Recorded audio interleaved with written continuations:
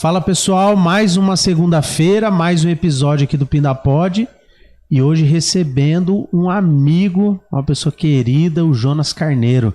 Jonas, seja bem-vindo aqui ao podcast, vamos bater um papo. Vamos sim. Obrigado pelo espaço, Julialton. Com certeza, né, de longa data aí que a gente se conhece, é uma amizade de longos anos e estamos aí pra gente bater um papo legal. E eu falei pra você aqui antes de começar aqui a gravação, o Alexandre Bird está lá ansioso para ele que já passou aqui pelo podcast, falou sobre skate, com um viés um pouco mais jurídico e você, lógico, com a sua questão comercial, esportista e tudo mais, vamos conversar aí sobre o mundo do skate, né, ô Jonas? Com certeza, vamos sim.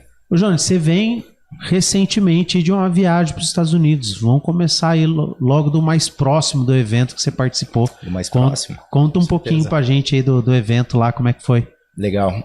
Eu tive recentemente, né, há uma semana atrás, em Tampa, nos Estados Unidos, fazendo parte de um evento que chama Tampa Pro, né? É um campeonato profissional de skate.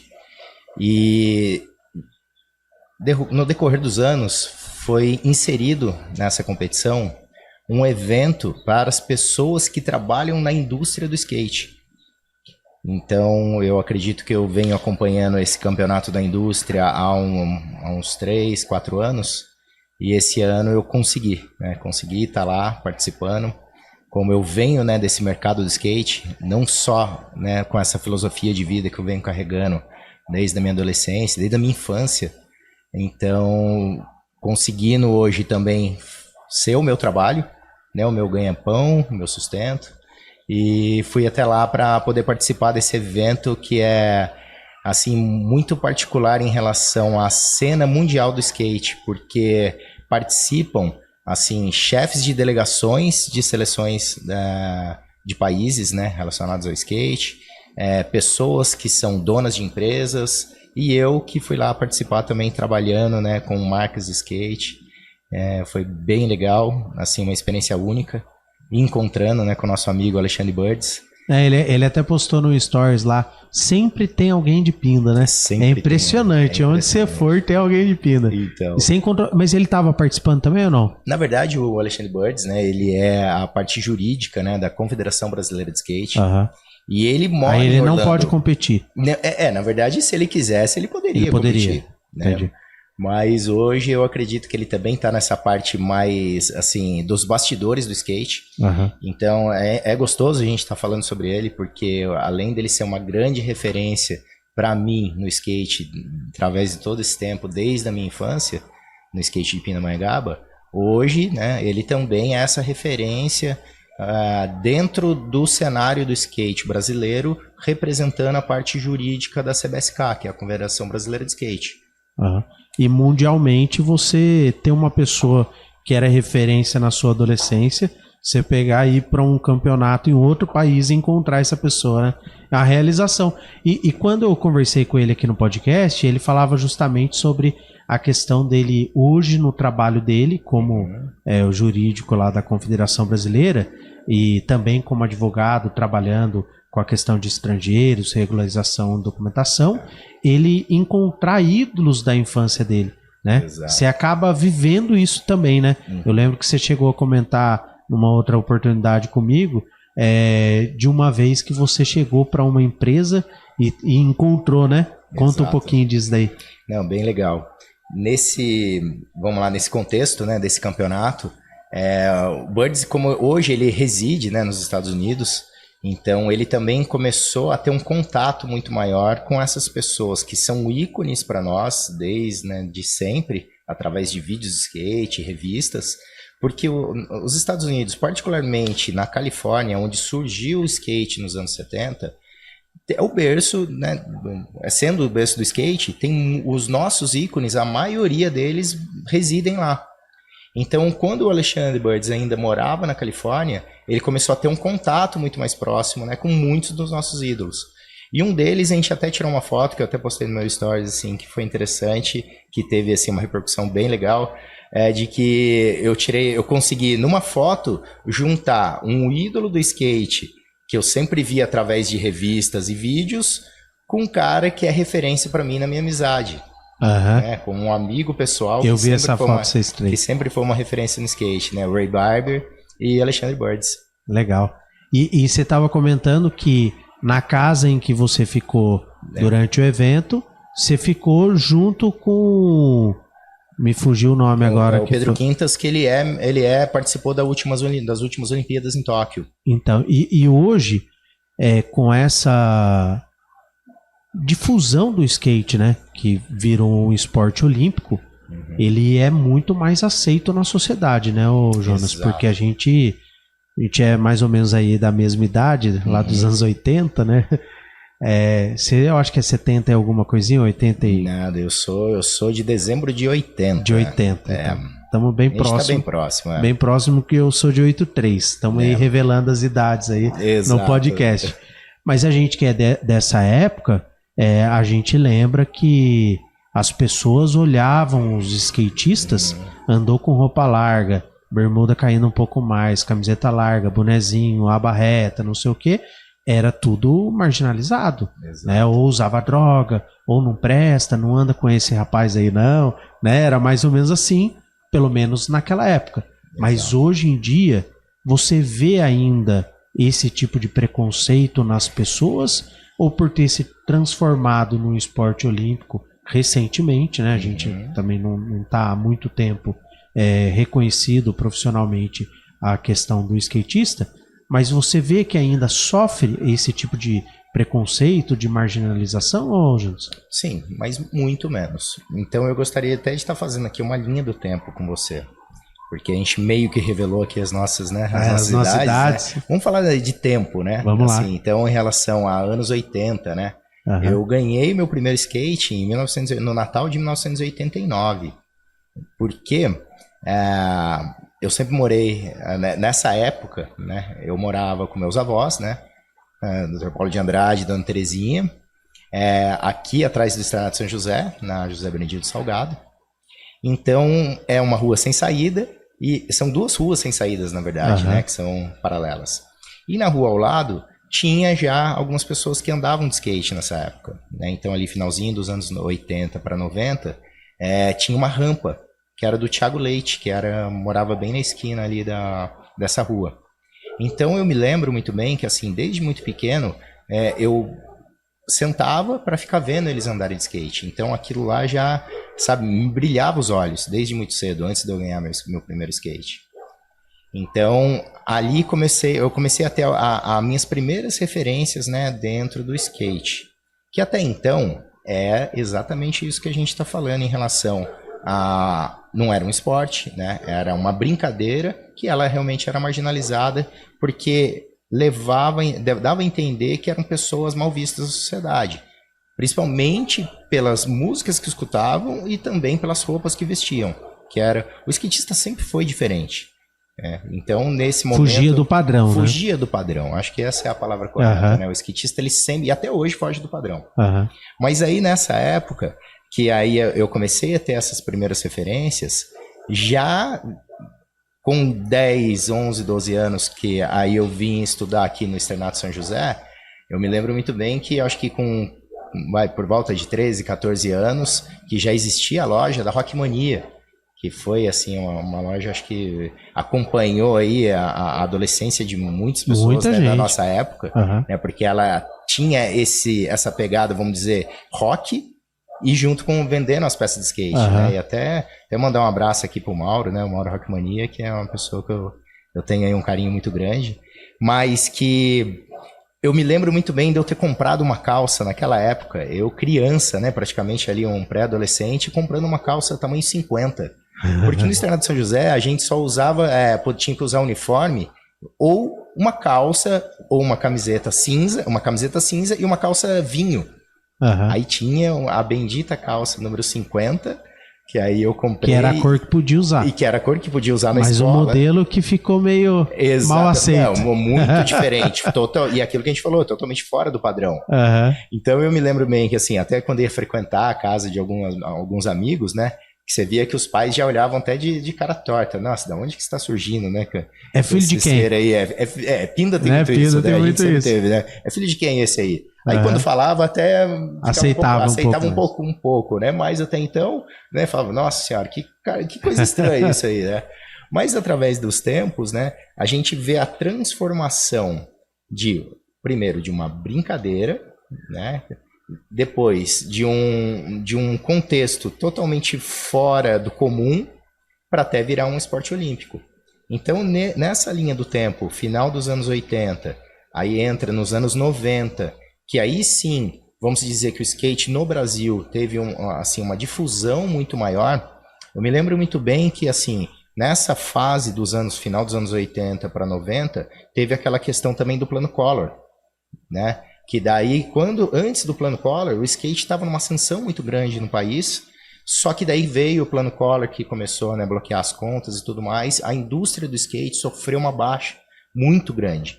E aí, assim, as pistas que tinham aberto começaram a fechar, naquela época tinha, assim, algumas pistas particulares, né, em São Paulo, São José dos Campos, em alguns lugares diferentes. E aí começou a fechar. E como várias outras coisas no Brasil, começou a decair bastante.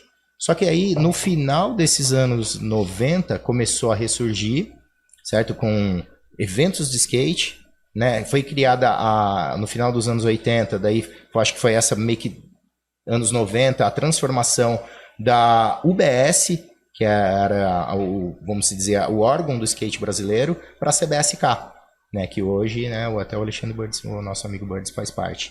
Mas nessa transição que daí a gente começou a ter uma difusão novamente do skate, né, no país, e aí ele começou a crescer um pouco mais até os anos 2000, entrada dos anos 2000, que daí sim ele começou a ter mais campeonatos regionais, começou a ter mais marcas de skate, as nossas mídias, que hoje quase não existe mais, eu acho que de nenhum setor, né, mas eram as revistas impressas, né, que a gente tinha bastante, colecionava. Antigamente tinha muito do skate e do surf também, né? E do surf também, com certeza. E até uma das coisas que a gente estava falando aqui é que eu sempre fui aquele adolescente que tinha o quarto forrado de revista de skate colado na parede. Então era ou tipo uma manobra de skate, né, de um skatista famoso, ou era um pôster do Ramones, do Metallica, do Iron Maiden, de tudo aquilo que fazia parte do meu cotidiano. Porque o skate, ele é uma questão muito de um paradigma social. Porque ele une a questão, vamos lá, de um estilo de vida, da moda e também daquilo que a gente escuta. Então, o skate, ele é um conglomerado de situações, né, que formam o estilo de vida de muitas pessoas. Por isso que hoje, quando a gente fala do skate como um esporte, tudo ok. Para mim não tem problema algum. Alguns skatistas mais antigos até falam, não, o skate sempre foi um estilo de vida. Não, mas hoje, como tudo na vida, as coisas evoluem. E aí com a evolução do skate até chegar numa questão do esporte. Mas como eu estava te falando, eu sempre tive, né, no meu quarto, né, o pôster de skatistas famosos.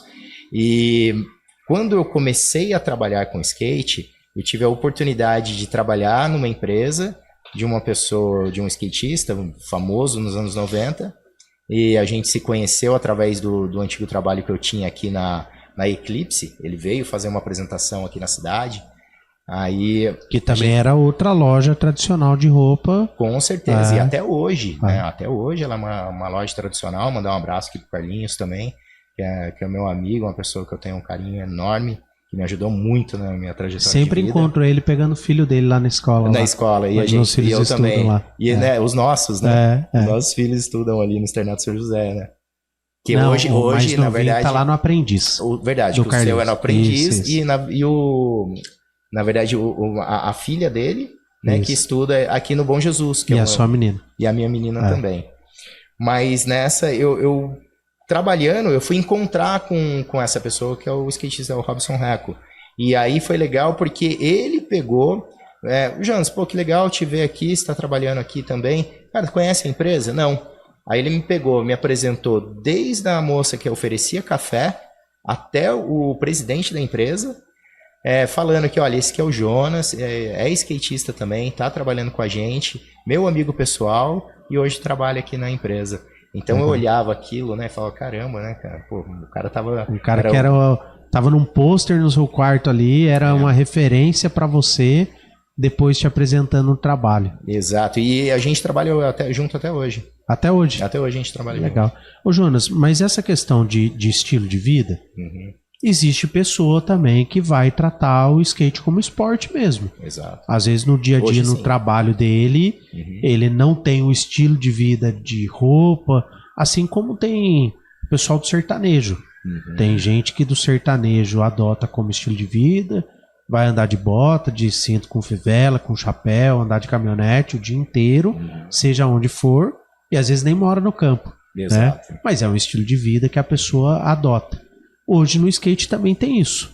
Tem o cara que é esportista mesmo. O cara trabalha normal, no padrão que não é roupa larga e tal. Vai chegar no final de semana, vai catar o skate e vai pra rampa. Exato. Tem. Bastante.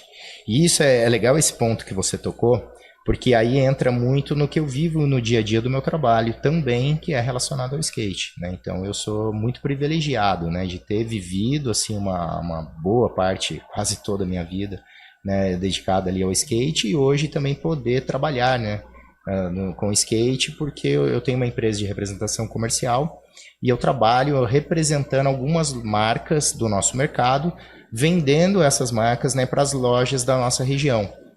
Você atende quais cidades? Eu atendo todo o Vale do Paraíba, todo o Litoral Norte e a região que a gente chama ali de Alto Tietê, que é Mogi, Suzano, Poá e Arujá. Né? Mogi das Cruzes, Suzano, Poá e Arujá. Mas roupas e acessórios. Roupas e acessórios, isso. Roupas, né, que são relacionadas, são de marcas do skate. E camiseta, também, boné, bermuda, tênis. Tênis, principalmente tênis, né, que eu tenho algumas marcas de tênis dentro do meu portfólio de marcas. E também acessórios, a gente fala acessórios que são peças de skate. Peças de skate. Exato. Mas nesse contexto de um esporte, a gente teve uma reviravolta muito grande que eu posso citar aqui para você em relação à pandemia. Porque o skate ele teve um boom muito grande na pandemia, porque ele, com essa relação cada vez mais próxima, principalmente depois das Olimpíadas, em relação ao skate como esporte, né, que aí vamos dizer, poxa, está na Olimpíadas, não tem mais o que falar, ele virou um esporte. Mas que para as pessoas que queriam praticar alguma coisa, nesse meio da pandemia, não poderia, por exemplo, jogar um futebol, porque o futebol é um esporte coletivo. Né, e teria contato. Então o skate ele virou uma ferramenta, certo, para as pessoas praticarem alguma coisa. Desde um longboard, para o pessoal andar no condomínio, para andar na rua, né, remando, e também o skate, porque, por exemplo, juntou até, assim, aproximou pais e filhos, por exemplo. Porque um pai que na adolescência ou quando mais jovem andou de skate, comprou um skate para o filho na pandemia e acabou comprando um para ele e também acabou aproximando. Então a gente teve um boom muito grande, né, em relação ao esporte skate, né, nesse período de pandemia, e agora a gente vem, né, fazendo essa manutenção do skate como esporte. Mas, com certeza, existem essas pessoas que são, vamos, entre aspas, os skatistas de final de semana, que hoje são médicos, né, são advogados, ou às vezes né, que são dentistas. Numa indústria, né? Isso, que trabalham em diversos setores da nossa economia e que praticam o skate no final de semana, e eles não precisam estar ali com aquele estereótipo de skatista, né, que as pessoas imaginam, de calça mais larga, ou um boné e alguma coisa. Então isso difere também o skate também hoje como um determinador, assim, da relação com a moda. Hoje, para você ter uma ideia, a gente pega aí desfiles de moda em relação, São Paulo Fashion Week, por exemplo. Muitas das referências que as pessoas usam nos desfiles de moda têm a ver com o skate. Porque o skate hoje, ele é uma ferramenta de lançar tendências. Então o jovem, né, você vai ver que nos anos, um exemplo clássico, o skatista sempre usou um bermudão. Hoje é natural você ver as pessoas usando uma bermuda um pouco abaixo, né, assim, do joelho, é natural. Nos anos 2000 a gente usava bastante camisa de flanela. Sim. Né, e aí eu me lembro assim, de uns 4 ou 5 anos atrás, que a moda do inverno era usar o xadrez, né? Hoje também a relação do boné. O boné é uma parte que sempre teve a ver com o skatista também. Então, o próprio skatista, ele também é um fator determinante da moda jovem, hoje na nossa sociedade como um todo. Então, o skate, eu até gosto de falar que ele é muito mais que hoje esse esporte, né? Que ele vem de um estilo de vida, mas que ele também é parte, né, determinante da moda. Então, é muito da moda jovem. Né? Ele é parte determinante dessa moda jovem hoje, que lançam as tendências, né, em relação aí aos desfiles e tudo mais. Ô Jonas, e nesse contexto que você falou, por exemplo, da pandemia, em que o pai às vezes comprou um skate para ele lá, né, que já não tinha mais, mas andou na adolescência, comprou para o filho e tal. Vamos falar do poder público em geral, que na maioria é um município, né, que a gente não tem uma atenção especial do Estado ou da União, mas a gente vive na cidade, né? Eu lembro que na nossa época, lá em 80 e pouco, 90, os anos 90, tinha inclusive uma rampa que ficava lá em casa, que, né, você chegou a falar que andou e tal, e às vezes existia essa repressão policial, essa repressão do poder público, da molecada tá na rua, da molecada tá fazendo isso.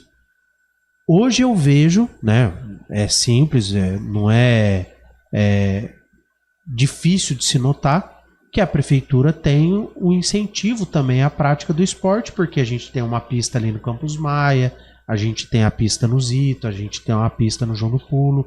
Conta um pouquinho desse cenário, porque assim, eu não sou skatista, né? Lá em casa quem andava era o Julieber, um pouco o Juliel, mas assim, conta esse cenário. No município de Pinda, o skatista tem lugares para poder praticar o skate ali, porque andar na rua é uma coisa, agora ter a pista é diferente. A prefeitura incentiva, ela dá um retorno para os skatistas? Eu acho que como tudo assim em relação a poder público pode se melhorar.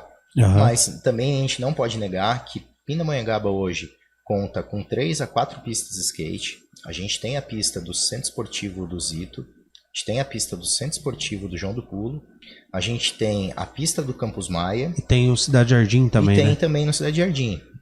Então, assim, temos lugares para prática, mas como um esporte que exige bastante, por exemplo, é contato direto com o chão, né? Então é batendo, é a roda do skate, é o truck, ele precisa de manutenções. Então, hoje, existem algumas conversas mais avançadas para a gente estar vendo o que vai fazer em relação à reforma ou construção de novas pistas, porque, por exemplo, dependendo, a gente já veio, né? Eu posso falar aqui para você que eu já trouxe uma pessoa que é especialista em construção de pistas de skate no Brasil. A gente já teve uma reunião com a Secretaria de Esportes, visitamos as pistas da cidade e agora está sendo feito um levantamento para ver aonde a gente pode alocar essa primeira verba. Porque realmente hoje, se eu falar para você, todas as pistas precisam de uma manutenção. Mas como fica, acho que um pouquinho inviável para o poder municipal. O dinheiro não dá para fazer todas de uma vez. A gente está vendo, por exemplo, o João do Pulo está sendo conversado, se compensa colocar ele para baixo e construir uma nova ou reformar ela, porque é o mesmo valor. Entendi. O valor de se construir uma pista nova e derrubar, de reformar seria o mesmo. Então está sendo, a gente tem conversas avançadas. E o bom é que avançadas. vocês têm um skatista dentro da prefeitura que vai brigar por vocês, né? Sim, que é o Ricardinho Garapa, né? O Ricardinho Garapa, também um abraço para ele, que ele é outra pessoa também que é um grande incentivador desde que eu sou muito pequeno, é uma das pessoas que me incentivou muito a andar de skate. E ele é o arquiteto da pista do Zito e do João do Pulo. Então ele dentro da prefeitura, né, fazendo esse trabalho de arquiteto, ele também desenhou. Até porque nada melhor do que um skatista poder projetar, né? Porque se o cara não anda, ele não tem ideia de uma manobra para outra, da sequência, né? O próprio Ricardinho Garapa sempre me falou, é um negócio que fica, sempre não, mas em algumas de nossas conversas em relação a pistas, ele me falou assim: Jonas, não adianta você pegar um engenheiro, um arquiteto super famoso que constrói prédios em Dubai e colocar ele para fazer uma pista de skate. Porque a pista de skate tem muitos termos técnicos em relação à mistura de cimento com borracha. Hoje em dia, a tecnologia também é avançada em relação à construção. Então, existe uma ligação de materiais que consegue fazer que as pistas durem um pouco mais tempo. E também em relação a ângulos, né, a construção de obstáculos que sejam mais atuais, que as pessoas gostem mais de andar de skate. E aí sim, né, os skatistas. Então hoje também existem empresas especializadas, Brasil afora, que fazem somente esse trabalho de construção de pistas de skate. E a maioria delas são skatistas que estão à frente. Que são skatistas com uma idade minha, igual a nossa, que encontrou no skate também a sua forma de sustento, né? Que se formaram em arquitetura, que se formaram em engenharia e hoje tem a sua própria trabalhando empresa. no que gosta desde sempre, né? Exato. É aquilo que move. Então, essas empresas, nada mais justo, né? De que ter essas empresas por perto. Então, já está tendo conversas, né, aqui em Pinda para a gente poder reformar.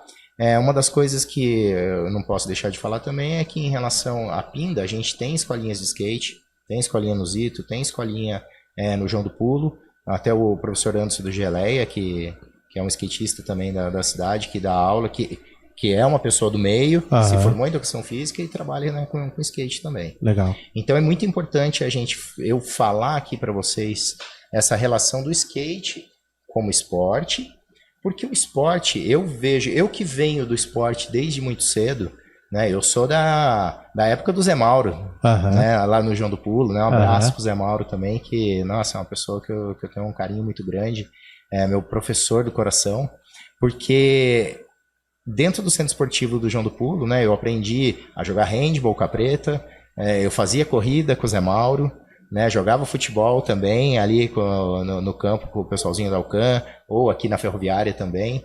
Então, desde muito cedo, eu sempre pratiquei esporte. E eu vejo hoje a importância do esporte como uma inserção social para as pessoas na sociedade. Então, assim, eu estou aqui um pouco, né, para falar do meu dia a dia ou da minha relação com o skate, mas não posso deixar de falar a relação da importância do esporte para as crianças. Então, precisa realmente que a gente tenha mais escolinhas de vôlei, de futebol, de handball, de ginástica olímpica, ginástica artística, de uma série de esportes a serviço da população. Por quê? Quanto mais gente praticando esporte, quanto mais gente dentro de um campo de futebol, dentro de uma pista de skate, mais longe das drogas. Né? Inclusive, esse era um assunto que eu já ia tocar com você, Jonas, porque às vezes que a gente conversa, você sempre fala que o skate também serviu como um bote salva-vidas da sua recuperação. Exato. Né? Conta um pouco sobre isso pra gente, Jonas.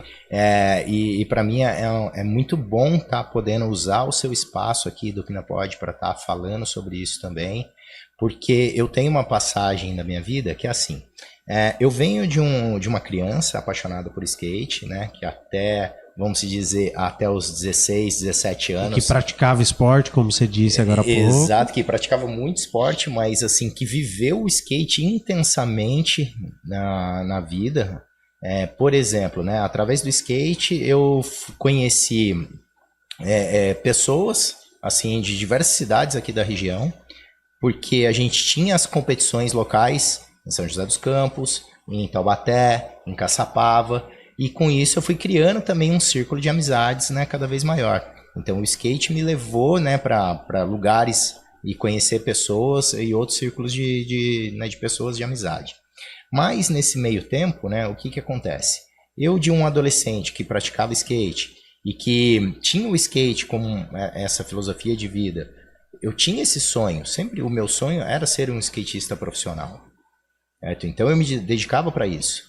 Eu participei de campeonatos, né, desde assim, vamos lá, são categorias, né? Então, do mirim, iniciante, amador, e consegui até, através desse tempo, eu tive alguns patrocínios de algumas marcas, né? Em Caçapava a gente tinha meio que como se fosse um lugar que a gente se reunia, que era Poço, que é do Felipão, lá de Caçapava, e que a gente praticava skate, que era um lugar que era como se fosse também uma balada, que tinha shows à noite. Então a gente se deslocava para Pinda, sempre para ir para Caçapava, na Poço, andar de skate, né, se divertir. Então eu tive até os 16, 17 anos, eu tive essa relação muito presente, né, de competições, né, e vivendo o skate intensamente na minha vida. Porém, o que acontece? Como qualquer outro adolescente, né, eu fui movido por influências, certo? Então eu comecei a me ver aquela pessoa que sempre era muito focado no skate, no esporte, mas que através de algumas amizades eu comecei a ir também para outros caminhos.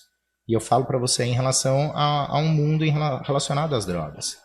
Então, ali, a partir dos 16, 17 anos que eu comecei a fazer uso de algumas substâncias de droga, foi um caminho, entre aspas, sem volta. Porque hoje eu acredito numa doença que se chama adicção, porque eu passei por um processo bem, assim, falar obscuro. Vamos falar, então, se dos meus 17 anos até os 30 e poucos anos, eu meio que larguei, né, esse sonho, eu deixei ele meio que de canto, de ser um skatista profissional, para viver uma vida, né, mais voltada, relacionada superficial e relacionada a esse mundo das drogas. Então, o que eu quero te dizer? Que foram fases, certo? E aí eu entrei nessa primeira fase através de algumas influências, certo? Que foi me levando para esses outros caminhos. E era uma fase, vamos dizer assim, do oba-oba ainda, sabe? Que é um negócio que, entre aspas, não me afetava tanto. Porém, com o decorrer do tempo, eu descobri que aquilo foi me prejudicando, por quê? Eu me via numa situação de que a gente usava lá determinadas substâncias de droga, eu e algumas outras pessoas, aí uma falava, poxa, eu tenho que ir embora que amanhã eu tenho trabalho. Poxa, eu tenho que ir embora porque amanhã eu tenho que estudar. E eu sempre não ia embora, eu ia continuando. Então, eu acredito que esse processo, ele foi me levando cada vez mais para um negócio que eu chamei que foi o fundo do poço. Certo? Que daí é onde eu me vi, assim, derrotado completamente, né? Físico, mental e espiritual. E aí onde eu tive, assim, o apoio muito grande da minha família, que me ajudou, que me acolheu, certo? E me levou, assim, até um centro de tratamento. Então, eu passei por um processo de internação.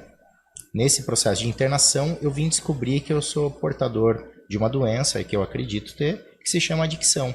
E a adicção é uma doença comportamental que ela afeta todas as áreas da minha vida. E o principal motivo ou sintoma dela é o uso excessivo de drogas.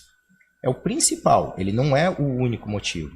Porque através dessa doença eu começo a entender que eu tenho um problema que afeta todas as áreas da minha vida, movidas pelo egocentrismo, pela compulsão e obsessão. Certo? Então, nesse caminho, eu, vamos dizer, de um processo de internação compulsória, eu vim entender, certo?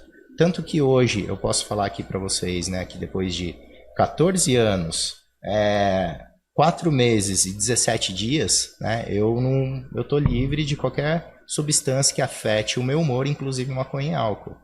Certo? E aí depois, vamos dizer, conhecendo tudo isso, eu fui muito abençoado, né, assim, por Deus que me resgatou, de que me devolveu, né, esse sonho de poder estar trabalhando. Então, se lá atrás eu joguei fora esse sonho de ser um skatista profissional, hoje eu me realizo... O Jonas de 30 anos nunca estaria viajando para os Estados Unidos para participar de um torneio. Com certeza não estaria, né? E eu acho que eu também nem estaria mais aqui, né, de tanto uso excessivo. Mas que hoje eu sou muito abençoado de trabalhar com aquilo que eu acredito, né, que eu gosto e que eu vivo. Então, é muito gostoso estar falando isso para você, porque existe, sabe, vida após o uso excessivo de drogas. Basta querer. Só que hoje, dentro da nossa sociedade, existe um problema muito sério. Né? O uso excessivo de drogas, ele é um problema de saúde pública. Né? Então, precisa ter cada vez mais, primeiro, informação sobre os perigos. Né? Eu acredito que existam muitas ferramentas, mas como a nossa sociedade ela está em evolução cada vez mais constante, então a gente precisa, sabe, eu preciso me vigiar sempre. E também eu acredito que a sociedade precisa falar mais sobre esse tema e alertar, né, os pais, alertar as pessoas, porque depois que entra nesse caminho, as pessoas que têm essa predisposição ao uso excessivo, é muito difícil sair. Tem que ter muita ajuda, certo? E tem que querer. Então, assim, muitas pessoas não conseguem sair desse mundo porque não vê mais saída. Entende? Não tem mais, assim, essa ligação com algo que possa ajudar.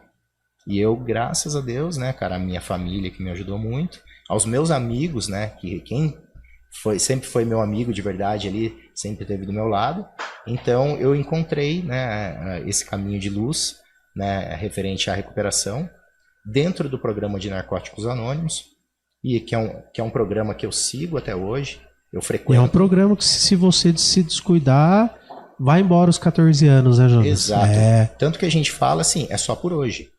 E se tá difícil o hoje, que seja por 5 minutos. E esses 5 minutos viram 10, 10 viram 20 e assim por diante. Então, hoje, a minha principal, vamos dizer assim, ferramenta de recuperação é estar dentro de uma sala de narcóticos anônimos esperando a próxima pessoa chegar. Porque o nosso programa, ele é de ajuda mútua, de um ao outro. Né? Ninguém é mais do que ninguém é. O nosso programa funciona através da empatia. E com isso, a pessoa que acabou de chegar ou outra que está há múltiplos anos limpo, não fazem a mínima diferença. O que faz a diferença é aquilo que a pessoa quer para aquele momento, daquele momento em diante. E aí sim eu posso falar da minha experiência, daquilo que eu vivo, do que eu passei e do que eu vivo hoje e como é bom viver essa dádiva da recuperação. Então, até hoje, frequento, né, Narcóticos Anônimos também, que é o meu remédio diário. A gente brinca que o remédio entra pela bunda porque tem que ser sentado na cadeira. Uhum. E aí nessa, também frequento as clínicas aqui da cidade, né, conto a minha história dentro das clínicas. Para poder contribuir com as pessoas que estão passando pelos mesmos problemas que você já passou há muitos anos atrás, né, Jonas? Exatamente. E isso aí quem mais se ajuda com tudo isso sou eu. E é legal ver você falar tudo isso, porque às vezes as pessoas não imaginam a escuridão ou o tormento que o outro está passando. Né? Vê passando na rua, dá um sorriso, tudo bem, tudo bem, mas não imagina o problema que a pessoa está passando. E quando você fala sobre a falta de informação, às vezes quem está assistindo fala, pô, mas a Polícia Militar tem um ProERD com o trabalho com as crianças. É legal, sim, é positivo, mas passou daquela idade, não existe nenhum outro tipo, porque não basta o Estado soltar um cartaz e falar que droga mata. Praticamente tudo mata, né, nessa vida. A morte ela é próxima e ela é a única certeza da vida de todas as pessoas. Mas falta informação do que a droga pode causar, do que isso vai levar a pessoa, né? E isso realmente não tem. E as clínicas acabam fazendo esse trabalho que o poder público deixa de fazer e que, infelizmente, às vezes acolhe a pessoa que já está no uso excessivo já há muito tempo e que é doloroso, é difícil, porque não é só o adicto, não é só o internado que vai passar pelo tratamento, é toda a família, né? Exatamente. Tanto que hoje existe o Amor Exigente, que é um programa muito importante de acolhimento para a família, porque o pai e a mãe, principalmente a gente que vem de uma geração em que o pai e a mãe não teve tanto informação, exato, o filho se encontrava na droga, achava que ia resolver na paulada. Vou bater, vou fazer isso, e agravava a situação, né? Acabava não contribuindo para que acontecesse a recuperação do filho, né? E hoje eu vejo que a nossa geração de pais, né?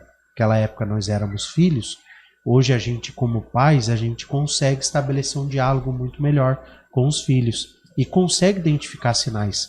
Se os nossos pais eventualmente conseguissem ter identificado alguns sinais ali no começo, porque não tem como. A pessoa que começa a usar drogas, seja maconha, seja cocaína, seja o crack, seja qualquer outro tipo de substância, ela vai dar sinais de que ela começou a usar. Com certeza. Isso é claro.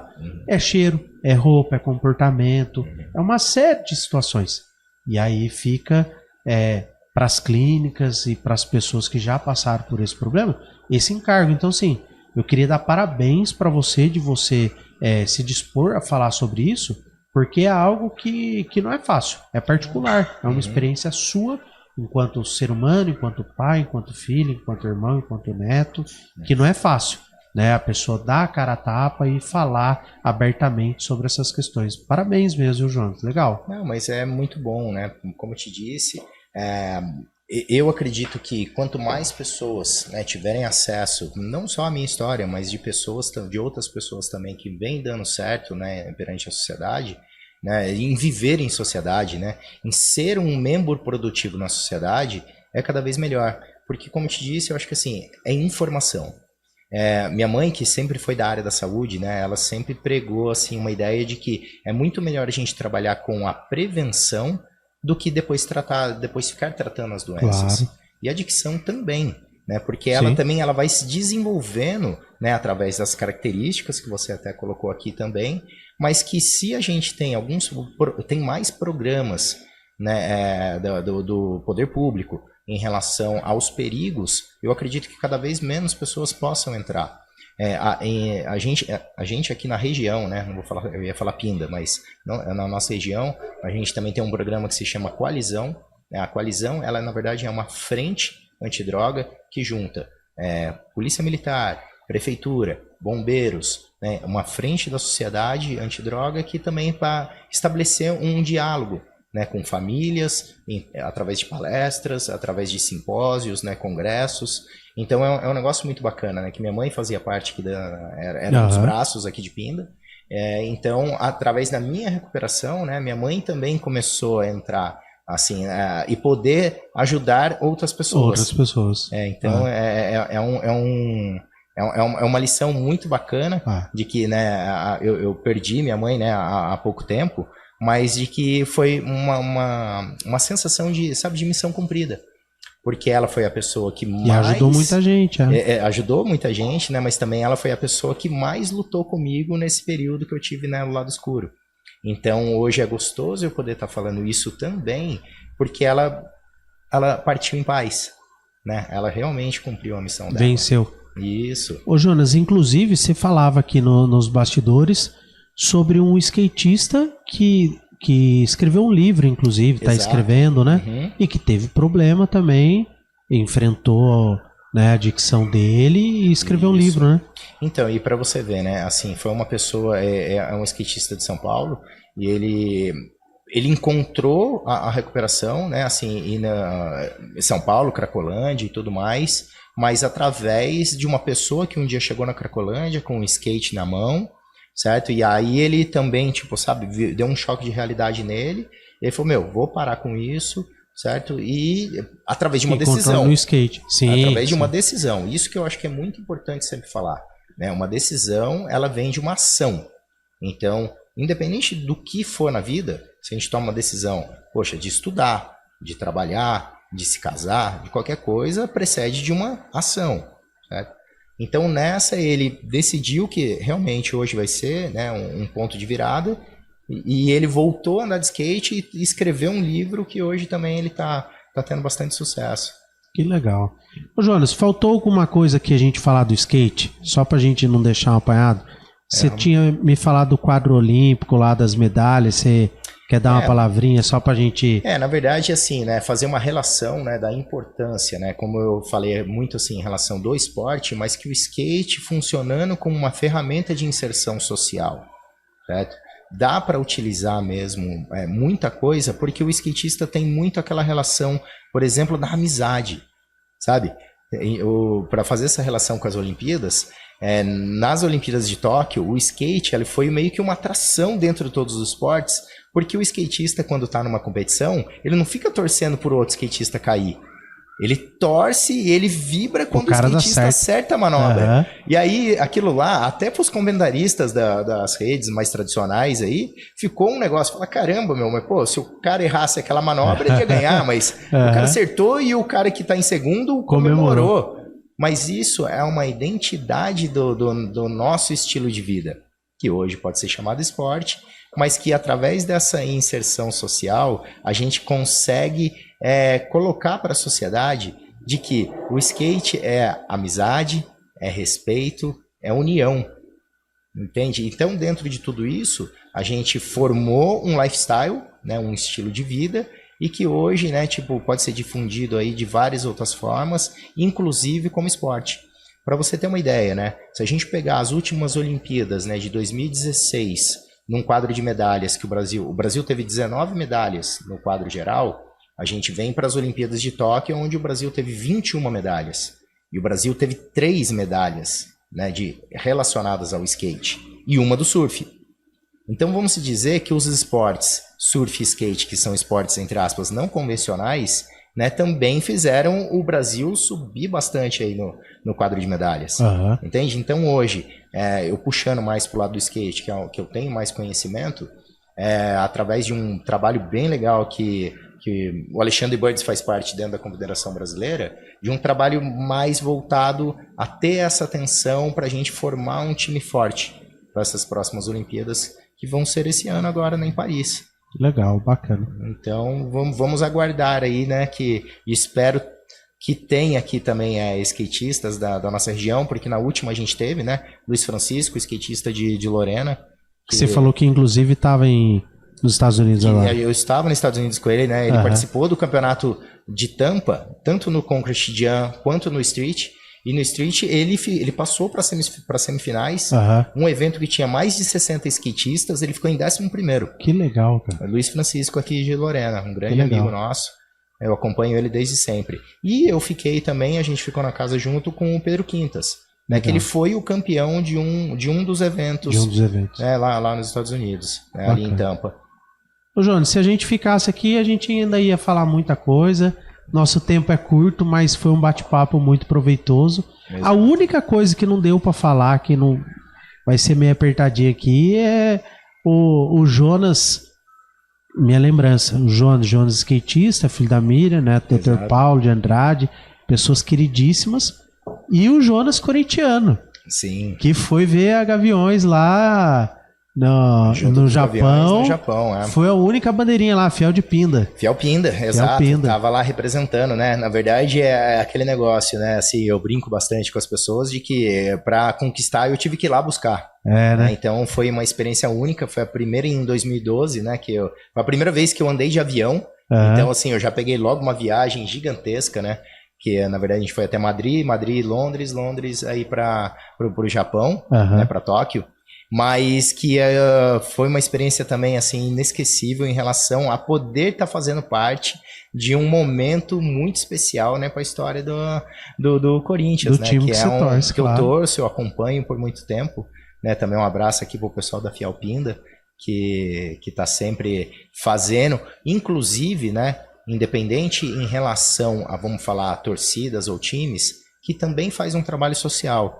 Certo? A gente tem um trabalho social dentro do Fiel Pinda, que é onde a gente faz campanhas de Páscoa, campanhas de Dia das Mães, campanhas de Dia das Crianças dentro dos orfanatos, para levar presentes para, né, as crianças, e sempre está ali mais próximo da comunidade. Hoje a gente tem ali um espaço no Feital, onde é um ponto de encontro, que as pessoas se reúnem, e é onde também a gente debate quais são as próximas ações sociais que a gente vai trazer para a cidade. Então, assim, né, a minha vida, né, norteada sobre skate, sobre, né, o Corinthians, a minha família também, né, assim, a Isadora, Gabriela, que foi aniversário dela esses dias aí, né? Sim, na verdade eu sou meio que azarado, né, porque eu venho numa sequência, que assim, a Isadora é 13 de março, Gabriela é 31 de março e a Pietra agora, né, é dia 20. 20 de abril? É. Legal, sábado. Isso. E aí nessa tem uma proximidade, né? E aí como pai eu falo, caramba, né? Tem que trabalhar bastante mesmo. Legal. Ainda bem que eu tenho essa relação, né, de trabalho com aquilo que eu faço. Eu tenho um prazer muito grande de desenvolver o trabalho que eu faço. Busco fazer ele da melhor maneira possível.